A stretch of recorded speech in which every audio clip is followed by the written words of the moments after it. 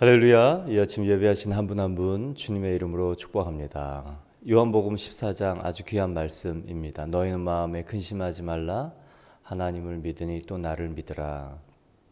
내 아버지 집에 거할 곳이 많도다. 내가 가서 초소를 예비하고 너희를 영접하러 오리라. 하나님께로 가는 길을 만드신 예수님이십니다. 그래서 우리가 근심하지 않을 수 있는 이유는 바로 예수님께서 하나님과 소통의 길을 마련하신 것이기 때문입니다. 하나님이 우리와 함께 하시고 하나님이 우리 안에 계시면 걱정할 일, 죽을 일, 불안한 일, 절망할 일, 이게 뒤집어지고 또 대안이 생기고 또 하나님께서 책임지시는 인생을 살 수 있기 때문에 걱정하지 말라고 예수님께서 말씀하시는 것입니다. 이렇게 요한복음 14장은 인간 마음의 걱정, 근심 이것을 제하여 주시겠다는 아주 근본적인 메시지와 함께 두 가지 약속이 더 있습니다. 내가 하는 일을 그도 할 것이요 또한 그보다 큰 일도 할 것이다. 어떤 사람에게요? 예수님과 하나님이 한 분이심을 아는 사람, 하나님이 예수님이시고 예수님이 하나님이신 것이 알아진 사람은 예수 그리스도께서 하신 일을 하고 또한 그보다 더 큰 일을 할 것이다. 예수님이 누구신가 정확히 아는 것이 그래서 너무 중요합니다. 그래서 예수님에 대한 지식은 지식으로 끝나지 않고 우리의 삶의 변화의 근본, 기초, 원동력 모든 것이 됩니다. 왜요? 너희가 내가 하는 일을 할 것이요 그보다 더 큰 일도 할 것이라 말씀하셨기 때문에 그렇습니다. 또한 세 번째 약속은 내 이름으로 무엇이든지 구하면 시행하리라, 행하리라. 할렐루야. 여러분, 이거 얼마나 큰 백지수표 같은 약속입니까? 예수 그리스도의 이름, 예수 그리스도가 이루실 만한 예수 그리스도의 인격에 합당한 예수 그리스도의 마음에 있는 듯 그런 일들을 기도하면 그분께서 일하시겠다라는 약속입니다.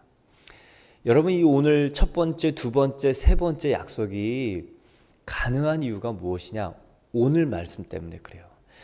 첫 번째, 근심하지 말라.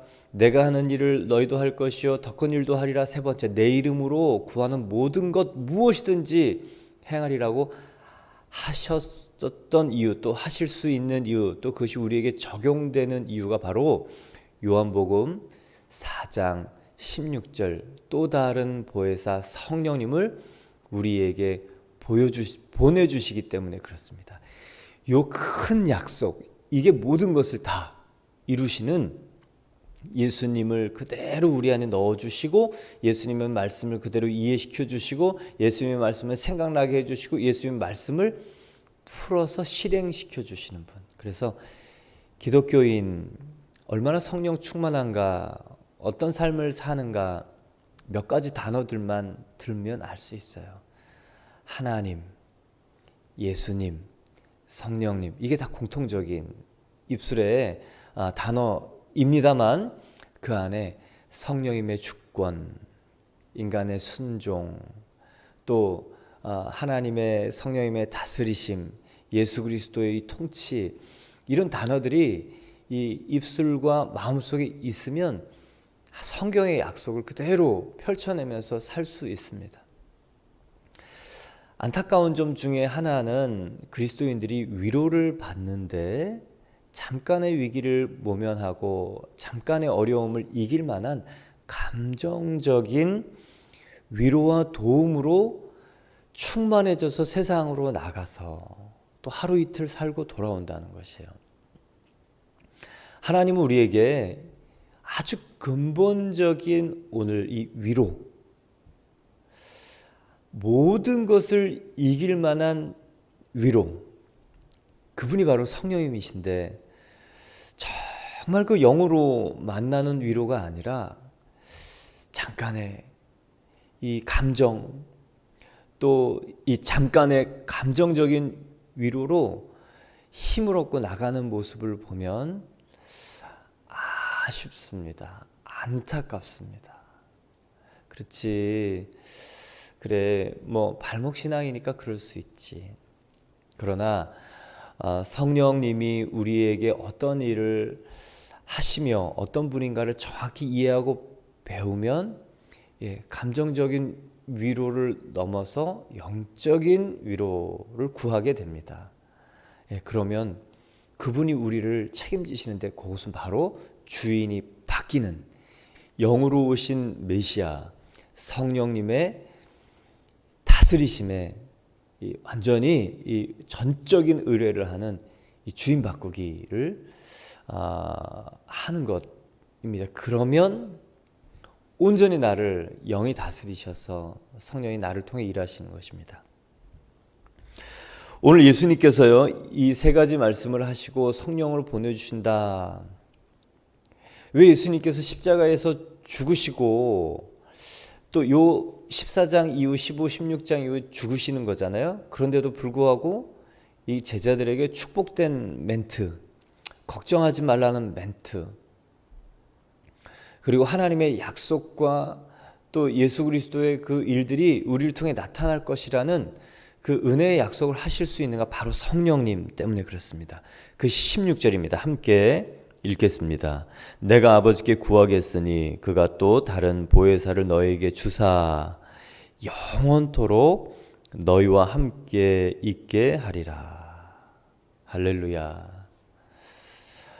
보혜사라는 뜻은 우리 옆에서 우리를 도우시는 분, 우리와 함께 하시는 분, 이 파라클레이토스라는 뜻입니다. 우리 옆에서 우리를 도우시고 우리를 위로하시고 우리를 변호해 주시고 우리와 함께 하시는 분, 이게 보혜사라는 뜻입니다. 그런데 오늘 이 성령을 우리에게 보내주시는 이 16절에 하나님 예수님의 삼위일체의 협력 사역이 잘 나타나 있습니다. 보면 예수님이 구합니다. 예수님께서 요청하세요. 누구에게요? 하나님께. 그리고 하나님께서 보내주십니다. 그리고 성령님은 그 보냄을 받아서 우리 각 사람에게 오시죠. 이렇게 성령님은 삼위일체 하나님의 사역, 협력 사역임을 발견할 수 있습니다. 그런데 오늘 조금 눈여겨보고 싶은 것은 또 다른 보혜사라는 단어입니다. 그러면 다른 보혜사, 또 다른 보혜사라고 얘기하는 첫 번째 보혜사는 누구일까요? 또 다른 보혜사는 성령님입니다. 근데 원래 우리 인간에게 보내주신 첫 번째 보혜사는 예수님이십니다. 왜요?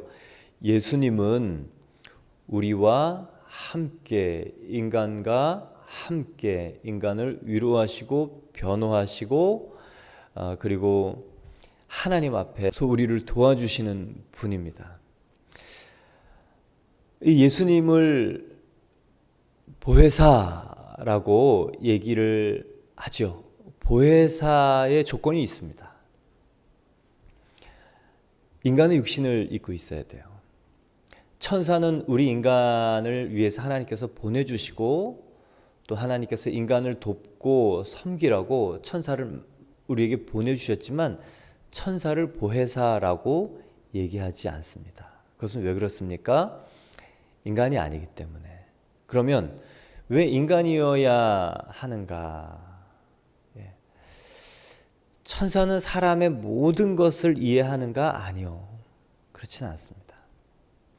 그러나 주만 홀로 하나님이십니다 라고 얘기하는 이 역대상 6장 30절, 열왕기상 6장 39절 이런 말씀이 있어요. 주는 계신 곳 하늘에서 들으시고 사하시며 각 사람의 마음을 아시오니 그들의 모든 행위도로 행하사 갚으시옵소서. 주만 홀로 사람의 마음을 다 아심이니이다.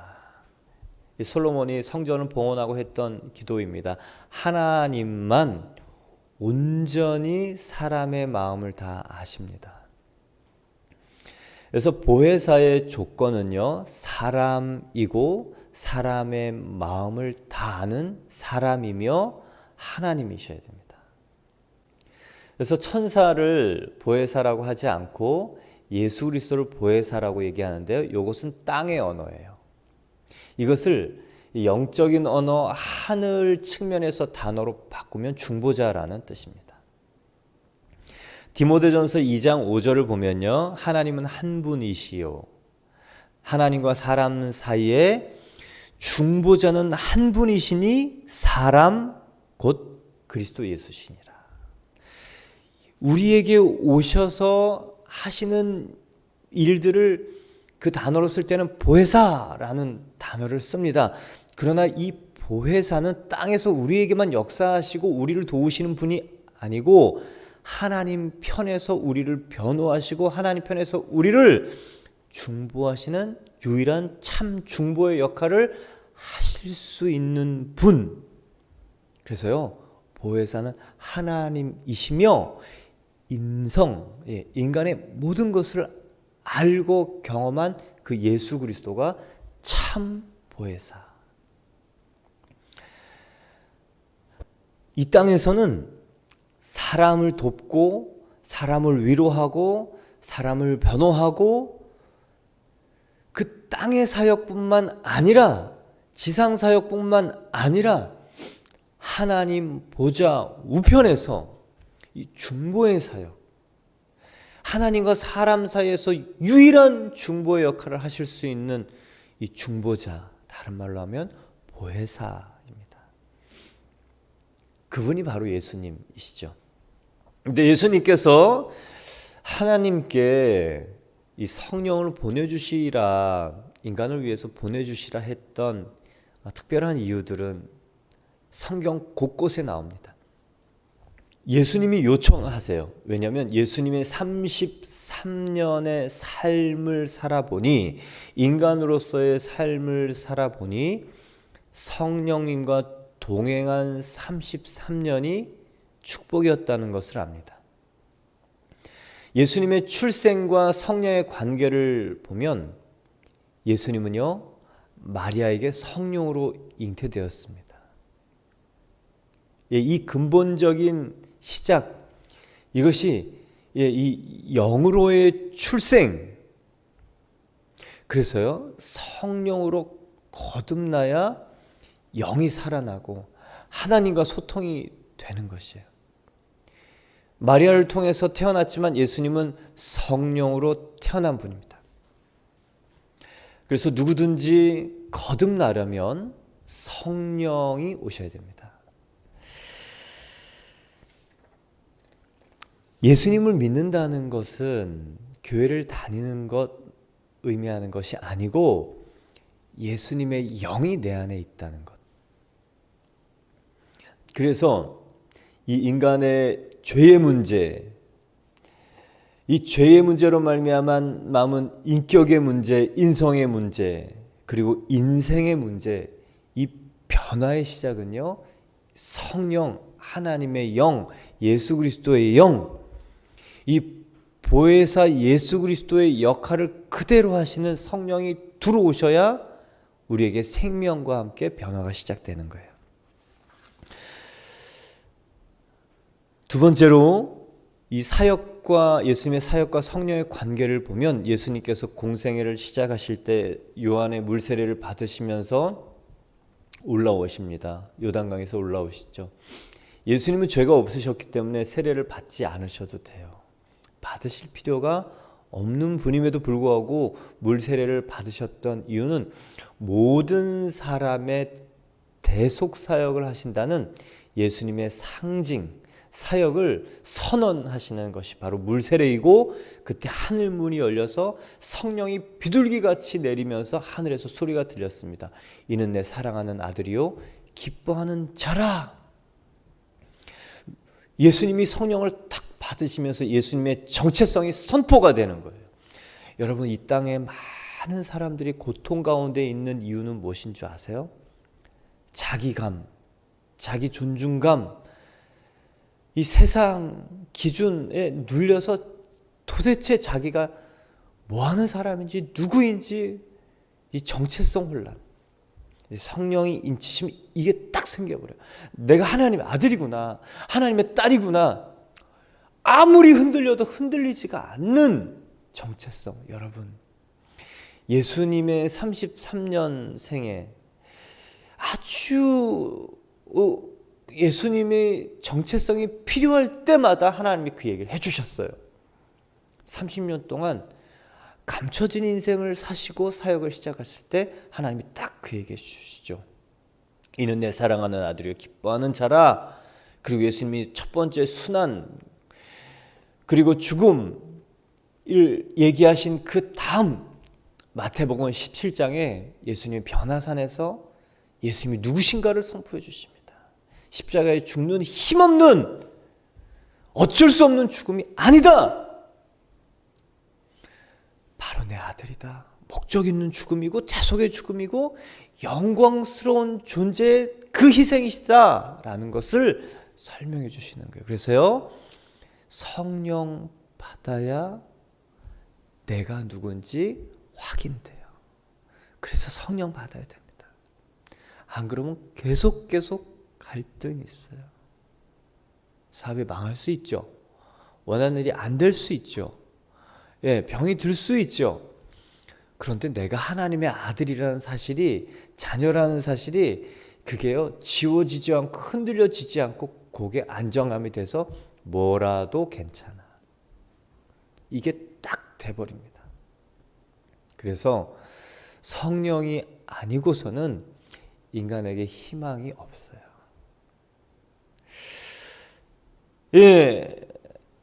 또한 예수님의 이 성령 세례 받으시고 마귀의 이 시험 받으시죠. 마귀가 끌고 가서 시험을 한 게 아니에요. 성령에 이끌려서 마귀에게 시험 받으십니다. 그래서 성령을 충만해야 시험을 이기고 유혹을 이기고 갈등을 이기고 그리고 하나님의 방법대로 말씀으로 승리한 다음에 성령의 권능으로 다시 사역지에 돌아오는 거예요. 예수님이 자신의 이 33년의 인생을 성령과 함께 동행하면서 정말로 성령의 은혜, 성령의 권능, 성령의 일하심을 실제로 인간이시지만 성령의 일하심을, 성령의 동행하심을, 성령의 주권을 인정하시고 체험하신 이후에 그 경험적 축복을 인간에게 주시라라고 하나님께 요청하시는 것입니다. 뿐만 아니라 예수님 승천하시기 전에 마지막에 신신당부가 뭐냐면 성령 받아라. 성령 받아라. 예루살렘을 떠나지 말고 내게 들은 바 아버지의 약속하신 것을 기다리라. 이 성령, 너희가 몇 날이 못되어 성령으로 세례를 받으리라. 이 말씀을 사도행전에 하시고 또 누가복음 24장에 말씀하시고 또 성령이 너에게 임하시면 권능을 받고 모든 것에 내 증인이 되리라. 그래서 그리스도인은요, 성령을 부인하는 사람은 아무도 없습니다. 단지 제한할 뿐이에요. 근데 그 성령을 제한하지 않는다면, 그분이 마음껏 일하실 수 있도록 그분에게 주권을 드린다면, 다른 말로 하면요, 성령의 기준에 순종한다면 이게 제한하지 않는다는 것이에요. 누가 제한해요? 내가 제한해요. 내가 못하면 하나님도 못할 거다. 내 기준에 맞지 않으면, 순종하지 않으면 제한하는 것입니다. 그러나 말씀, 약속, 성령님이 일하시도록 우리 지정의 생각, 감정, 의지가 동의하고 협력하고 품고 기도하면 예수 그리스도의 증인의 일들이 우리를 통해 나타나는 것이죠. 예수님께서 이 땅에서 인성의 모습, 인간의 모습으로 사셨지만 성령 받은 사람으로 사시면서 인간에게 꼭 필요한 한 가지는 바로 성령이라는 것을 절감하시고 인간에게 희망, 대안, 예수님이 떠나가신 다음에 인간에게 정말 그 축복 성령을 보내주시라 기도하시는 것입니다. 얼마나 감사한지 몰라요. 나를 사랑하는 자가 나의 사랑을 입을 것이요 나를 간절히 찾는 자가 나를 만나리라. 할렐루야. 이게 되면 돼요. 죄를 깨달으면 돼요. 성령님이 나와 함께 하시는 그 하나님이 바로 올마이티 갓, 전능하신 하나님, 엘샤다이의 하나님, 나를 위해서 그 아들을 죽기까지 내어주신 나를 책임지시는 하나님, 그리고 나와 함께 모든 것들을 행하시며 하나님 나라를 보여주시기를 원하는 이 나의 선택을 통해 하나님을 나타내기를 원하시는 바로 그분. 이게 생각하면요, 죄, 갈등, 유혹, 이게요 한 길로 왔다가 7길로 떠나갑니다. 그래서 기독교는 소극적인 자제, 절제, 금지 이런 종교가 아니에요. 뭐 하지 말아야지, 죄 짓지 말아야지, 아니요. 성령이 충만하면 하나님의 소망이 임해오고 하나님의 패션, 이 열정 이게 오면요, 짓지 말아야지, 하지 말아야지 이게 아니고요, 뭘 해야지 강력한 인생의 동기와 열정과 소망과 비전이 생기면서 이게 작아 보이는 거예요. 그래서 이겨지는 거고요. 그래서 그게 그냥 충만함 때문에 그게 제껴져 가는 겁니다. 기독교는 충만한, 하나님으로 충만한 그런 종교이기 때문에 그렇습니다. 16절을 보면 그가 또 다른 보혜사를 너희에게 주사.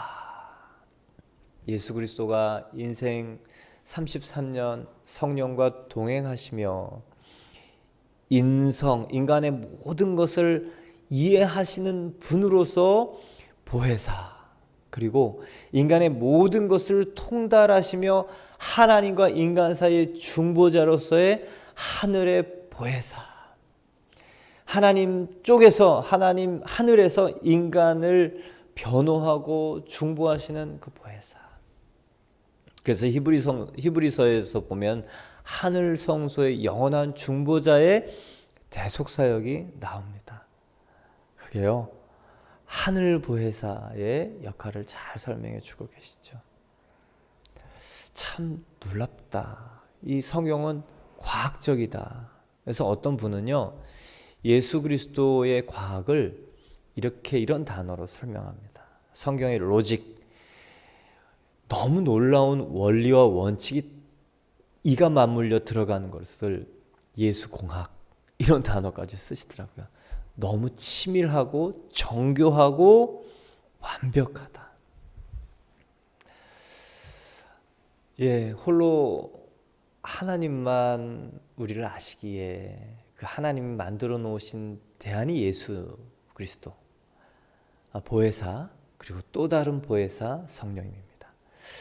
이제 성령 16절에서 알 수 있는 성령은요, 너희와 함께 있게 하리라. 언제까지요? 영원토록. 영원토록 너희와 함께 하리라. 이게 예수 그리스도의 이름, 두 번째 이름 임마누엘을 실현시키시는 분이 바로 성령님이십니다. 예수 그리스도는요, 육으로 오신 하나님, 육으로 오신 메시아죠. 그분을 1세기에 만났던 사람들은 회복이 됐고 구원을 얻었어요. 그런데 육으로 오신 분은 한계가 있잖아요. 떠나가시잖아요. 그러면 21세기에 대한민국, 중국, 캄보디아, 아프리카, 미국에서 태어난 사람은 어떻게 됩니까? 이스라엘로 건너가야 됩니까? 이 팔레스타인으로 가서 예수를 만날 수 있습니까? 가도 못 만나요. 왜요? 시간을 인간은 거슬러 갈 수 없기 때문에. 육은요, 영을 통과할 수 없어요. 육은 영 안으로 들어갈 수 없습니다. 육신을 입은 인간은 시간과 공간의 제약을 받아요. 그래서 예수님을 만나려면 지금 우리가 만날 수 있는 방법이 없는 거예요. 그래서 예수님이요, 육신을 입으신 그 바로 예수님이 부활의 몸을 입으시고 승천하시고 영으로 오세요. 영이신 예수 그리스도, 영이신 메시아, 영으로 오신 하나님, 성령이 오면요, 영은 시간과 공간의 제약을 받지 않습니다. 동시다발적으로 omnipresence, 그리고 omnipotential, 동시에 무한한 것들을 가능하게 하는 시간과 장소와 능력의 제한을 받지 않으시는 분이 바로 성령 메시아. 할렐루야. 그래서 우리가 팔레스타인 이 1세기에 가지 않아도 영으로 계신 분은 시간의 차원이 그분에게는 무의미하기 때문에 모든 곳에 계시고 모든 시간에 계십니다. 그리고요, 영은 육을 뚫고 들어오실 수 있는 거예요. 육은 영을 뚫고 들어갈 수 없어요. 근데 영은요, 육을 뚫고 들어오실 수 있습니다. 여러분, 놀라운 그런 과학 이상의 법칙 아닙니까, 이거? 어쩌면 이렇게 인간을 위한 차근차근한 대안들을 끝까지 책임지실까? 그래서요, 임마누엘, 하나님 우리와 함께 하시는 것이 어떻게 가능한가? 성령이 우리 안에 쑥 들어오시면서. 그래서 예수 그리스도의 이름 임마누엘을 이루시는 영으로 오신 예수님, 바로 성령님이 우리 안에 영원히 함께 하시는 것입니다. 그러면 17절, 그분이 오시면 어떤 일이 있는가? 그는 진리의 영이라 세상은 능히 그를 받지 못하나니 이는 그를 보지 못하고 알지도 못함이라. 그러나 너희는 그를 아나니 그는 너희와 함께 하시며 너희 속에 계시겠습니다. 할렐루야. 예, 성령은 누가 받는 거에 대한 설명이 좀 잘 나와 있어요. 진리의 영이다. I am the way, the truth, the life. 예수님께서는 내가 곧 길이요, 진리요, 생명이란 말씀하셨어요. 진리는 누구시냐? 예수 그리스도예요. 그래서 성령도 예수 그리스도의 영, 진리의 영이에요. 그래서 그분이 오셔야 죄를 깨달아요. 내가 죄인인 절감하지 않고 하는 그리스도인은요, 율법에 눌립니다. 율법에 매여서 살아요. 근데요, 내가 죄인이고 죽어야 될, 정말 이거는 다른 길이 없구나, 죽어야 되겠구나가 내 안에 딱 깨달아지면, 이게 성령이 하시는 역할이거든요. 이게 깨달아지면요, 축복이에요. 이것만큼 축복이 없어요. 이 죄인인 것을 깨닫는 축복, 사망으로 영원한 저주 가운데 마귀의 압제에서 이 마귀 자식, 이게요, 깨달아진 축복. 영원 무적행에서 마귀와 같이 영벌 가운데 죽을 수밖에 없는 그것이 깨달아지는 축복. 거기서 노임받는 구원, 모든 것을 다 갖다 드려도 아깝지 않습니다. 인생을 다 드려도 아깝지 않아요. 목숨이 100개라도 아깝지 않습니다. 만입이 내게 있어도 그분 찬양하게 되죠.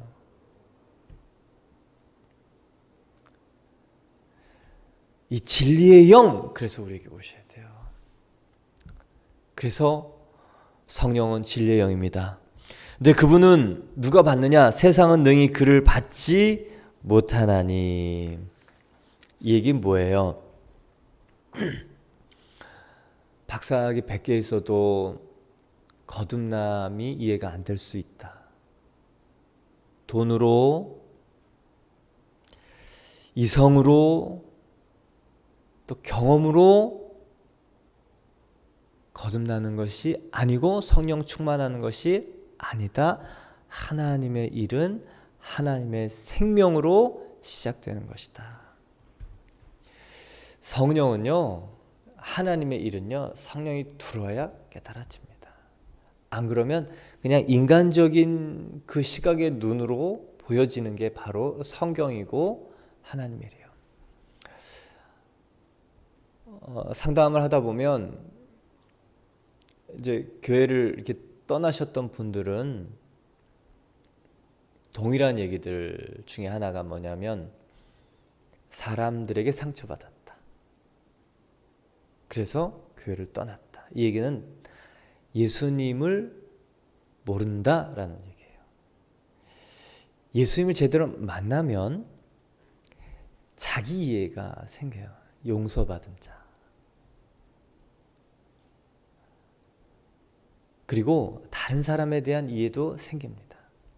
어쩔 수 없는 실수가 전공이고 후회가 부전공인 인간, 그러나 예수 그리스도께 은혜를 입어서 소망과 그리고 새로운 기회를 얻은 인간, 이게 바로 예수 그리스도를 만난 사람들의 특징인데요. 사람들의 행동을 보고 실망한 것은요, 기독교의 이 진리 안에 한 발 쑥 들어오지 않고 신앙생활을 했기 때문에 그래요. 예수님을 정확히 알면 떠나지 않아요. 근데 사람의 모습을 보고 실망하여서 떠난 것은 아직 내 안에 겉사람만 살고 있기 때문에 그렇습니다. 그런 분들에겐 동일하게 얘기를 합니다. 예수 그리스도에 대해서 어떻게 알고 있습니까? 대부분 다 똑같은 얘기를 해요.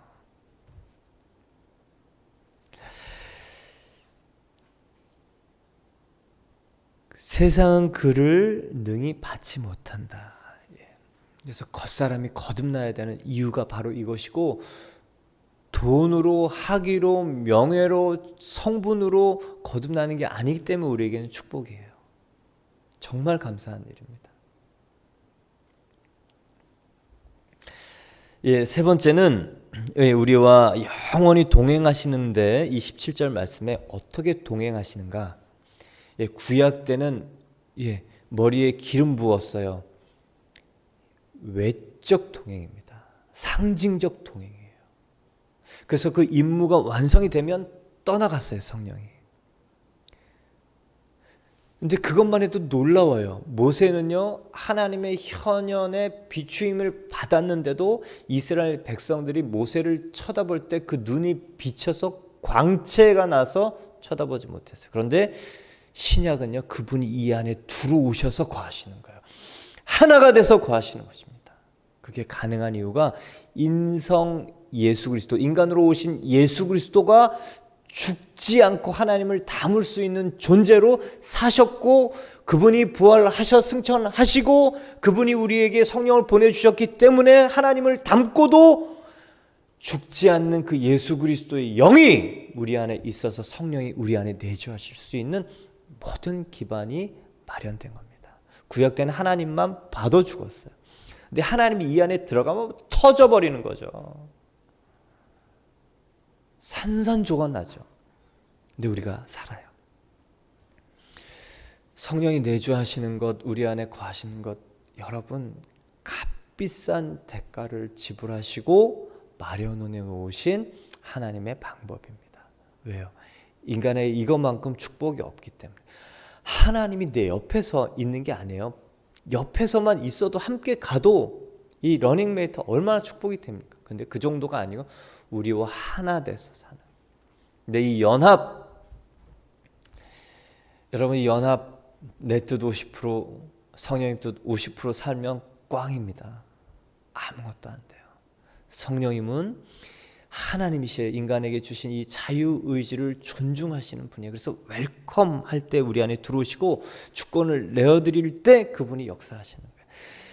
그분이 주인이시면 주님의 일들이 나타나는 거예요. 근데 내가 주인이면 그분이 일을 안 하시더라고요. 할렐루야. 이 연합, 영원히 함께 우리 속에 거하시는 이 내적 연합, 신비적 연합, 기독교의 비밀, 이 갈라디아서 2장 20절이에요. 내가 그리스도와 함께 십자가에 못 박혔나니 그런즉 이제는 내가 사는 것이 아니오 오직 내 안에 그리스도께서 사시는 것이라. 이제 내가 사는 것은 나를 사랑하사 나를 위하여 자기 자신을 버리신 하나님의 아들께 순종하는 믿음으로 사는 것이라. 이 믿음은 순종이에요. 이 주권을 드린 사람, 전적인 주권을 드린 그 이유는요, 그분이 하나님이신 게 깨달아지기 때문에. 기독교 복잡하지 않아요. 근데 성경을 읽어갈수록 복잡하고 정교한 로직이, 이론이 있다는 것을 깨달아 가면서 무릎 꿇어집니다. 놀라워요. 예, 이 하나님, 그 하나님이 우리에게 하시는 말씀, 내가 너희를 고와 같이 버려두지 아니하고 너희에게로 오리라. 조금 있으면 세상은 나를 다시 보지 못할 것이로되 너희는 나를 보리니 내가 살아있고 너희도 살아있겠음이라. 그날에 내가 아버지 안에 너희가 내 안에 내가 너희 안에 있는 것을 너희가 알리라. 예, 성령이 오셔서 네 번째로 우리에게 고아처럼 내버려 두지 않는다. 성령이 보내주시고 교회도 다니는데 고아처럼 사는 그리스도인도 있다는 거예요. 고아는요, 책임져 줄 사람이 없잖아요. 자기 힘으로 살아야 돼요. 얼마나 강인한 마음을 가져야 됩니까? 염려하고 불안하고 그게 안 되면 화가 나고 그렇게 살지 않아도 됩니다. 성령이 내 안에 오셔서 주인 되시면 돼요. 하나님이 있는데도 고아처럼 사는 신앙생활 하지 말고 그분께 맡겨라, 의탁해라, 주인 되시게 해라, 따라가라. 할렐루야. 여러분, 그가 내 안에 내가 그 안에. 그러면 성령이 우리를 통해서 근심에서 찬송으로, 슬픔 대신 기쁨을, 그리고 이 절망과 죽음의 열매가 아닌 생명의 열매, 사람 살아나고 살리는 그 일들, 그리고 예수님이 하신 일뿐만 아니라 그보다 더 큰 일 기대합니다.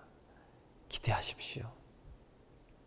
그리고 예수의 이름으로 예수의 인격에 합당한 그것이 내 안에 알아지고 그 마음이 품어지고 그 마음을 기도하며 예수의 일을 보게 될 줄 믿습니다. 영으로 오신 메시아, 영으로 오신 하나님, 예, 그대로 예수 그리스도의 보혜사 사역을 전해주시며 예수님의 성품과 능력을 그대로 나에게 실현시켜 주시는 이 성령님께 온전한 주권을 내어드려 성령의 사람으로 살기를 축원합니다. 함께 기도드리겠습니다.